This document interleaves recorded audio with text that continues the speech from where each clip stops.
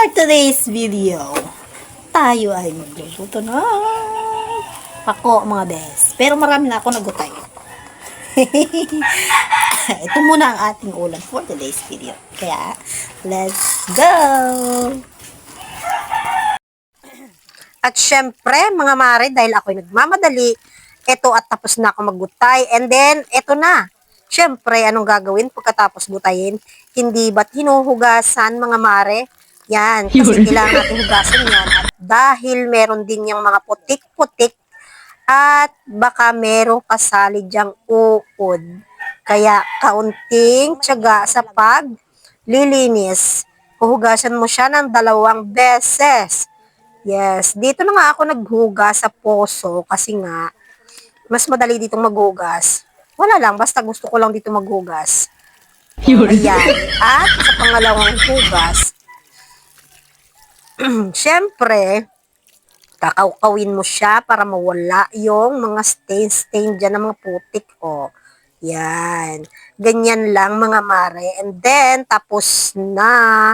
At syempre, dadalhin na natin to sa ating kusina. Ay, dini pala sa akin lamesa muna at ang aking pangmalakasang pansahog at pangmalakasang kaldero ni Inday na maitim pa sa kanyang buli. Joke. Maitim talagang buli ko. Siyempre, pag pumitim buli ko, kakaiba yun kasi maitim yung balat ko. Yan. At ito naman, pinipiga-piga naman ng inyong kumare ang panggata niya. Pagkatapos niyang gatain, syempre, ano pang gagawin? Eh di syempre, sasalain naman yan, Inday. Yan, at habang ginagata ko yan, at dito naman sa part na ito ay sinala na ng inyong kumare ang kanyang gata. Ganyan po ako magluto ng pakong ginataan. And then, ilalagay na natin yung mga pansahog. First, ilalagay na ni Inday. At syempre, hindi mawawala dyan ang bitchin. Bitchin na pampalasa ng ating lulutuin.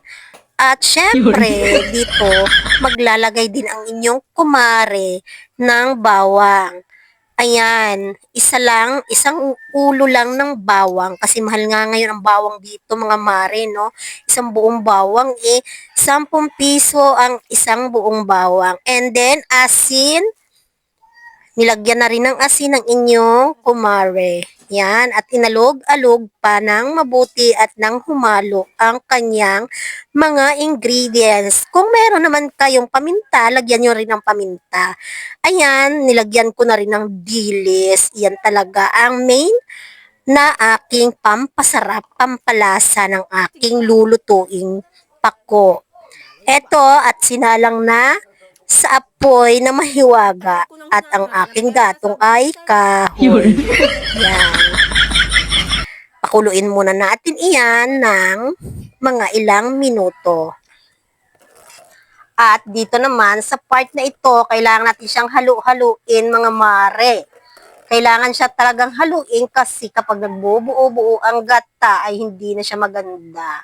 So, kailangan talagang haluin. And then, pagkakulo niya at nahalo mo na ang gata, kailangan na rin isunod aring ating gulay. Gulay nating pako na ginutay-gutay. Yan.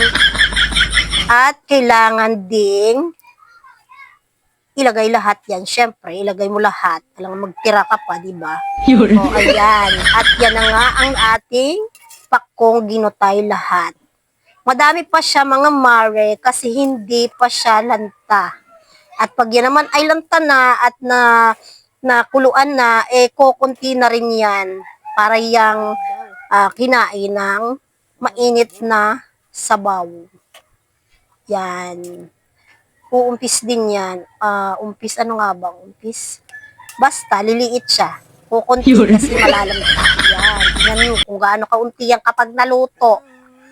Marami lang siya sa tingin kapag siya ay hilaw pa. At eto na ang niluto nating pako at nauna ang ating kapitbahay na aking tatay. Dahil siya daw ay gutom na, kaya mauna na siyang tikman ng aking nilutong tuko. Bye. Yan. Nakangiti pa yan si tatay. Oh. Ubo tayo ngayon. Nauna na sa akin. Yeah.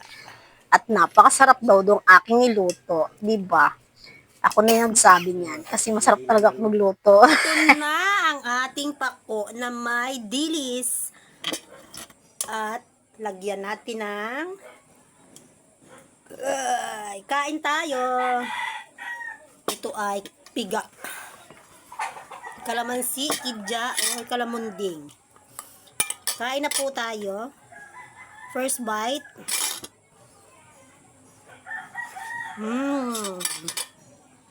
Dahil tayo ngayon. Fresh gulay ng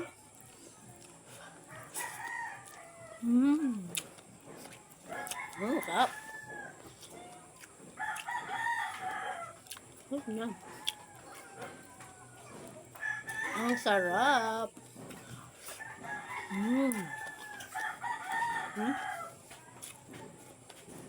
With dukot. With dukot.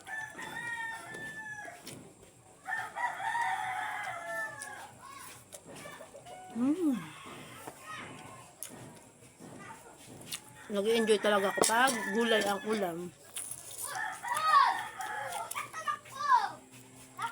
Kasi nga, ang tagal ko nang hindi nakakain ng kanin masyado. Ayaw ng tiyan ko ang karne. Ayaw ng hikmura ko ang itlog, noodles. Ay, gulay. Ibang klaseng paglilihi. Tigas-tigas pa siya. Masarap siya pag ninunguya mo, crunchy pa siya.